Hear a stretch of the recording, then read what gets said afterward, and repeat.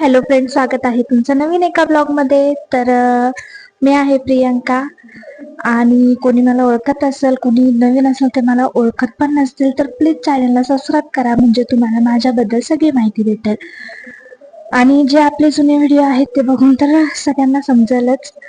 पण आता मी जुन्नरला शिफ्ट झाले ती कशाबद्दल तर याच्याबद्दल मी पुढे व्हिडिओ बनवेलच मोठा.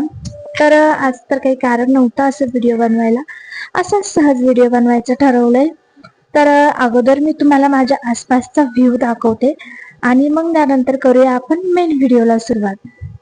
तर तुम्ही बघू शकता, हा जो किल्ला दिसतोय ना, तर हा शिवनेरी किल्ला आहे. शिवजन्मभूमी जुन्नर येथे मी राहते. तर सध्या माझं सासर हे जुन्नरच आहे, पण जुन्नर पासून थोडस काहीतरी लांब अंतरावर आहे. काही कारणास्तव इथे मला शिफ्ट व्हावं लागलं. आणि तुम्ही बघू शकता, आजूबाजूचा व्ह्यू खूप छान आहे, खूप सुंदर आहे, खूप निसर्गरम्य आहे. चहू बाजूनी चौकट डोंगर आहे फक्त. आणि जे मधोमध आहे ते घरच नाही, तर चहूकडून तुम्हाला जिथे दिसेल तिथे चौकट डोंगरच डोंगर आहे. आणि छान वाटतं, खूप निसर्गरम्य वातावरण आहे. पण जसं बघितलंय वातावरणासोबत जसं छान वाटलं, जसं सगळं व्यवस्थित आहे, पण काहीतरी सुंदरता जर असली तर काहीतरी त्यात दोष असते. तसंच या भागात खूप बिबटे हे तर सगळेच रील्स वगैरे मध्ये बघतच असतील. खूप म्हणजे बिबट्यांचं प्रमाण खूप वाढलेलं आहे. तर अशा ह्याच्यात सगळ्यांनी सगळ्यांची काळजी घेतली पाहिजे, मला तरी असं वाटतंय. आणि व्हिडिओ बनवायचं कारण तर असं काही विशेष नव्हतं, असं सहज व्हिडिओ बनवायचं ठरवलं. आणि काय बोलावं हे तर मला पण सुचत नाही, पण असंच सहज काहीतरी तर बोलताच येईल.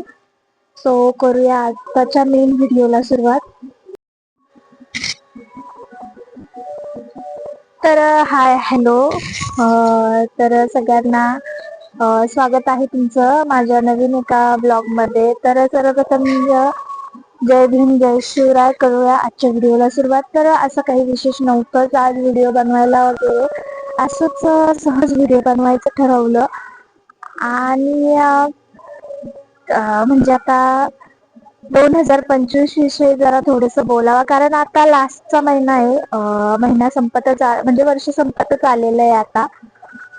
आणि मला तर असं वाटतंय ना, 2019-20 पासून असं झालंय ना की असं म्हणजे वर्ष न्यू इयर येतं आणि अरे वर्ष संपलं पण 31 डिसेंबर आलं पण असं होऊन जाते. म्हणजे खूप फास्ट, मला तर असं वाटतंय ना की पृथ्वी खूप फास्ट फिरायला लागलीये, त्यामुळंच कदाचित वर्ष हे फास्ट फास्ट संपत चाललेले आहे.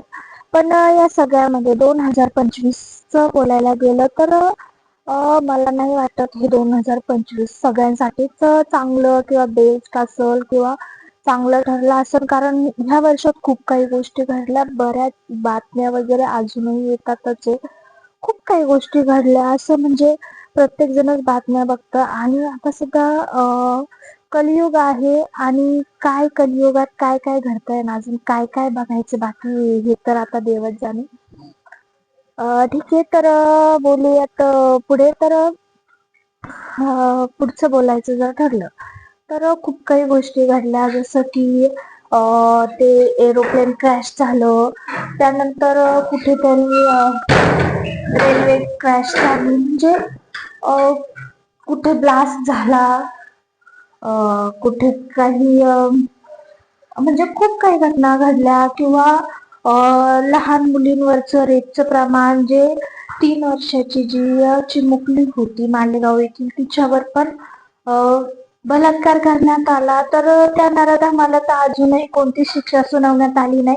दिवसामाग दिवस पलटत चाललेत. आणि युट्यूबला असे काही पण म्हणजे कारण नसतानाही लोक फक्त व्ह्यूज साठी किंवा पैसे कमवण्यासाठी काहीच्या काही पण बातम्या बनवतात. असो, त्याच्याशी आपल्याला काही बोलायचं नाही. पण बोलायचं एवढंच की मला तरी नाही वाटत 2025 हे चांगलं आहे म्हणून. सगळं वाईटच घडलंय. आता कोणाकोणासोबत चांगले झालं असेल, त्यामुळे ते म्हणतील की ही अशी कशी बोलती, आमच्यासोबत असं चांगलं झालं. पण असं सगळ्यांसोबतच चांगलं होतं असं नाही ना, ना कोणासोबत काही ना काही तर काही होतच. आणि मी खाली येऊन बसले कारण असं की माझी पिऊ झोपलेली आहे आतमध्ये. आणि ती जर उठली मला वरती टेरेसवर जर आवाज आला नसता तर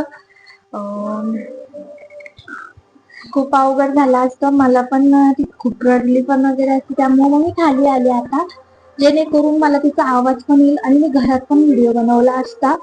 पण घरात पण ती माझ्या आवाजाने उठू शकते म्हणून मी घरात व्हिडिओ नाही बनवला आणि बाहेर आले व्हिडिओ बनवायला.